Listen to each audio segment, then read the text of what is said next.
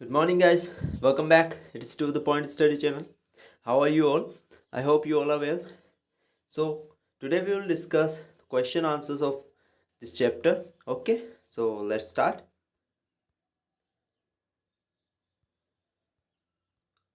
So, first question is in most basic term, what is rule of law? मैंने आपको rule of law कल समझाया था क्या होता है rule of law. In basic term rule of law का मतलब क्या बताया था मैंने कि कोई भी कानून से ऊपर नहीं हो सकता। No one is above the law. ठीक है, कल हमने इस पर पूरा डिस्कशन किया था कि रूल ऑफ लॉ क्या होता है कि कोई भी कानून के ऊपर नहीं होता और इसे क्यों लाया गया था ताकि गवर्नमेंट आर्बिट्ररी रूल ना करे, अपने मनमाने ढंग से रूल ना करे। Okay, so most basic term rule of law का मतलब है no one is above the law, कोई भी लॉ के ऊपर नहीं हो सकता। Second question, what is the most significant implication of rule of law? Rule of law का मोस्ट सिग्निफिकेंट इम्प्लीकेशन क्या है? इम्प्लीकेशन का मतलब उसे इम्प्लाई जो किया गया है क्यों, उसका रीज़न क्या है। तो मोस्ट सिग्निफिकेंट इम्प्लीकेशन जो है रूल ऑफ लॉ का वो ये है, is the stipulation that governmental authority is exercise legitimately, यानी कि जो गवर्नमेंट है हमारी वो कैसे वर्क करे, लेजिटिमेटली न्यायिक तरीके से वर्क करे, ना कि आर्बिट्ररी वर्क करे, यानी कि मनमाने ढंग से वर्क ना करे। वही same thing. Okay, so rule of law इसलिए लाया गया था। ठीक है, ये इसका सिग्निफिकेंट इम्प्लीकेशन था।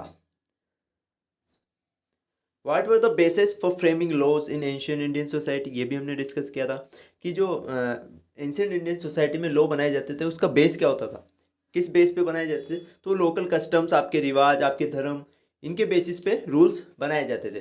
तो लोकल कम्युनिटीज नीड्स, जो लोकल कम्युनिटी की नीड्स हैं, आपके रिलीजियस बिलीफ क्या क्या हैं, आपके कस्टम्स वर द बेसिस, ये सब उस पर बेस थे जिसके ऊपर आपके लॉज को क्रिएट किया जाता था पुराने टाइम में। Okay, name any two repressive laws enacted in British India. मैंने आपको बताया था दो रिप्रेसिव लॉ जो इनेक्ट किए गए थे ब्रिटिश इंडिया में। रिप्रेसिव यानी किसी को दमन करना, रिप्रेसिव यानी दबाना। तो ब्रिटिशर्स ने हमें यहाँ, हमारे यहाँ रूल करके हमें क्या करा था, दबाया था ना। तो वो कौन कौन से ऐसे एक्ट लेके आए थे? तो पहला था द सेडिशन एक्ट ऑफ 1960 और एक था Rowlatt Act of 1990। Okay okay, so यहाँ पे ये 1960 नहीं आएगा, यहाँ आएगा 1870। ओके, करेक्ट कर लेना इसे। ठीक है, the sedition act of 1870 and Rowlatt act 1919, ये दोनों रिप्रेसिव लॉज थे जो कि ब्रिटिश गवर्नमेंट ने इनेक्ट किए थे। Why do laws need to be change? Laws क्यों बदलने चाहिए, ये भी हमने डिस्कस कर लिया है। Laws need to be change with the time, time के साथ लॉज को चेंज करना पड़ता है। क्यों? क्योंकि सोसाइटी में चेंजेस आते रहते हैं, इन्वायरमेंट में चेंजेस आते रहते हैं, सोसाइटी का जो इन्वायरमेंट है वो बदलता रहता है, उस हिसाब से लॉज को भी बदलना पड़ता है। टाइम टू टाइम हमें लॉज में भी चेंजेस लाने पड़ते हैं, हम बिल्कुल ऑर्थोडॉक्स नहीं हो सकते। Environment in order to address the needs of the progressive, जो प्रोग्रेसिव इंडियन सोसाइटी उसकी नीड्स के अकॉर्डिंग हमें चेंज करने पड़ेंगे लॉज में। ओके, आई होप समझ में आ गए होंगे। Now F exercise, write a brief note on rule of law. वही same thing, rule of law पे लिखना है इसमें।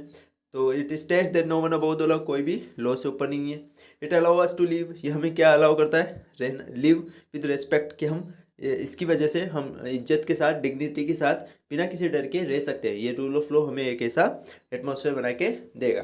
This principle is a safeguard, ये प्रिंसिपल हमें प्रोटेक्ट करता है against wilful and arbitrary government, एक मनमानी गवर्नमेंट से हमें प्रोटेक्ट करता है, सेफ गार्ड करता है। कौन सा लॉ? आपका rule law, rule of law. Critically examine the making and enforcement of laws in ancient Indian society. वही same thing, ancient Indian society में क्या कैसे लॉ बनते थे। तो लॉज वर लार्जली आर्बिट्ररी, उस वक्त जो लॉज बनते थे वो आर्बिट्ररी होते थे, मोस्टली अनरिटन और लिखे हुए नहीं होते थे। जो लोकल कम्युनिटी थी उनकी नीड्स, उनके बिलीव्स, वही सेम थिंग, उनके बेसिस पे हम क्या बनाते थे, उनके बेसिस पे ही लॉज क्रिएट किए जाते थे। In ancient time the code of punishment for similar crime varied, उस वक्त पनिशमेंट के जो पनिशमेंट दी जाती थी वो भी वेरी करती थी, यानी अलग अलग सेम मतलब सेम जो क्राइम किया उसकी अलग अलग पनिशमेंट अपने मन से दे दी जाती थी। तो वो आर्बिट्ररी था उस वक्त। ठीक है, कोई यूनिफॉर्मिटी वहाँ पर नहीं थी, कोई भी समानता नहीं थी पनिशमेंट्स के अंदर। ओके, आई होप समझ में आ गया होगा, इजी क्वेश्चन है।